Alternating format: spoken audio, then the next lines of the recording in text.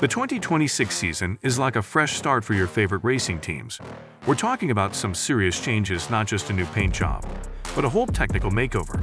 Ever wondered how it would feel if racing cars were shorter, thinner, and lighter? Well, get ready because that's exactly what's on the horizon. The engines are getting an upgrade too. We're talking about cutting-edge stuff, but the FIA wants to keep things fair. They don't want teams to jump the gun and start developing for these changes too soon. So they're introducing some rules to keep everyone in check. Why are these changes happening, and how will they affect your favorite teams? The last time they threw this kind of curveball was back in 2014. That year, Mercedes stole the show with their genius move, a split turbo. It was like their secret weapon, setting them apart from the other engine designs. Mercedes' engine was so darn good that they had to dial down its power for most of the 2014 season. Why do you ask? Well, they were afraid the FIA would step in and change the rules just to level the playing field. Now, as we look ahead to 2026, it's got us wondering, what kind of engine magic will teams pull out of their hats this time? The game plan is to align more with the future of regular cars, the ones we drive on the streets. So it goes like this: more electric vibes and renewable fuels. Guess what? The big shots in Mercedes, Ferrari, Renault, Honda, Red Bull, Ford, and Audi are all giving a nod to these plans. With the whole auto industry buzzing around electric power, it's no wonder they're on board. Now, let's talk about tech. The MGU key unit, the powerhouse behind the scenes, is getting a serious upgrade. It's going from 120 kilowatt to a whopping 350 kilowatt. That's 3 times the power. That's a real boost. They are also kicking the MGUH unit to the curb. Why?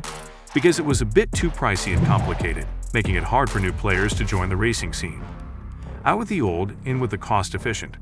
But wait, there's more.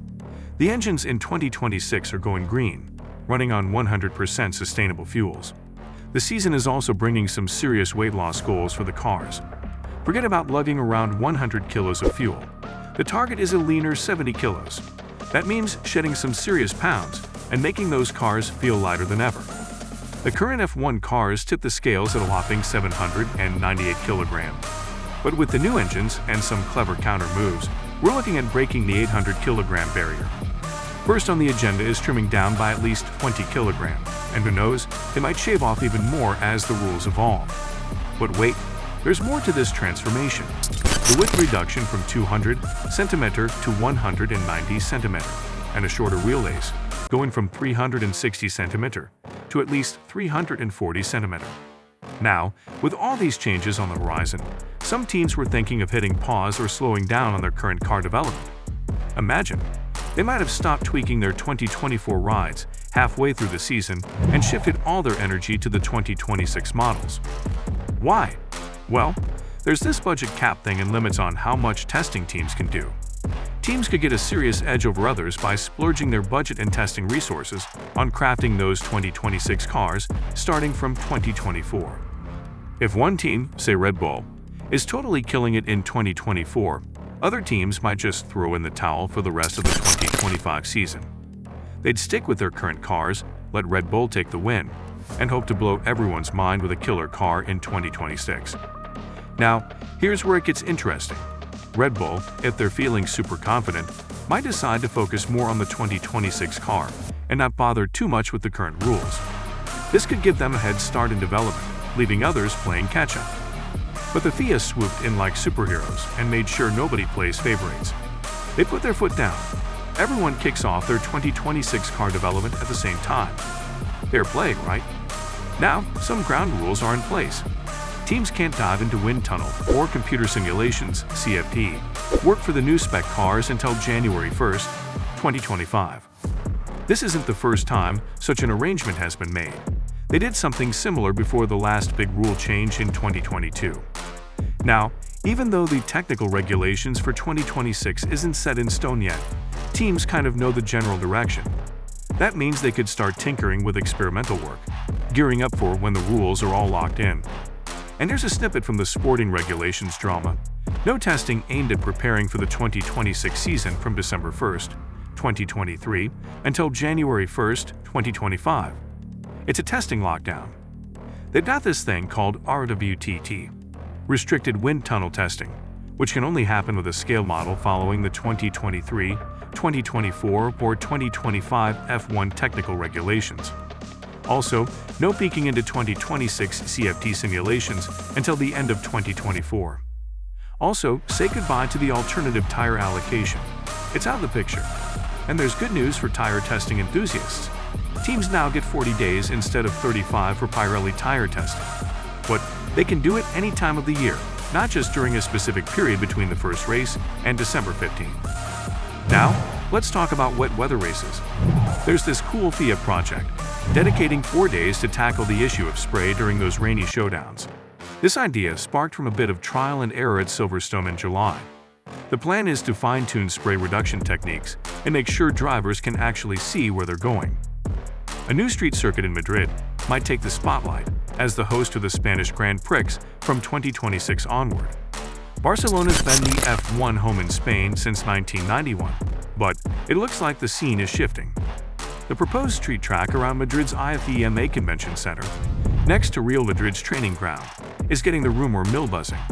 While Barcelona has a contract until 2026, F1 has already trademarked the name Formula One Madrid Grand Prix. Now, here's a plot twist in the F1 saga.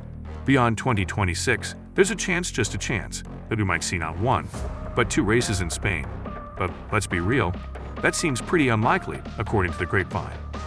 So Madrid, if everything falls into place, could snag a 10-year contract starting in 2026. But hold your horses. What about Barcelona's deal with the F1 circus? It's a bit fuzzy. There's some mystery about how and why the final year of Barcelona's deal might vanish into thin air. Here's one theory floating around. In 2026, we could witness a rare double feature with 2 Spanish Grand Prix. Back in the day, alongside the familiar Barcelona track, Valencia hosted a street circuit race around the docks. They called it the European Grand Prix, and it ran from 2008 to 2012. Back in March, F1 CEO Stefano Domenicali spilled the beans that Madrid officials were indeed cooking up plans to host an F1 race.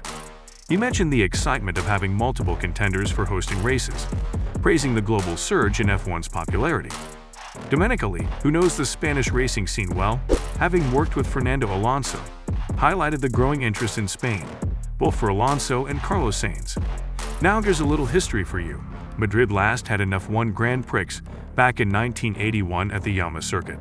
But pray the nostalgia, because the new venue promises to be a sleek and modern addition to the F1 calendar. However, not everyone in the fan base is doing cartwheels of joy. Street circuits, which seem to be popping up more often, haven't been a fan favorite.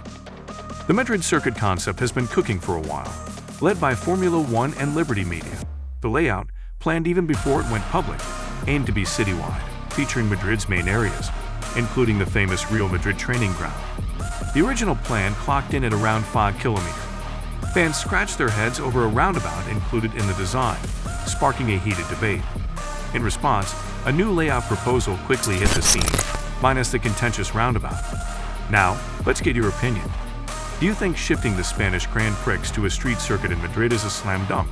Or should it stick to its historical home near Barcelona? And what about the 2026 testing ban, yay or nay? Do let us know in the comments section. Don't forget the like and subscribe button.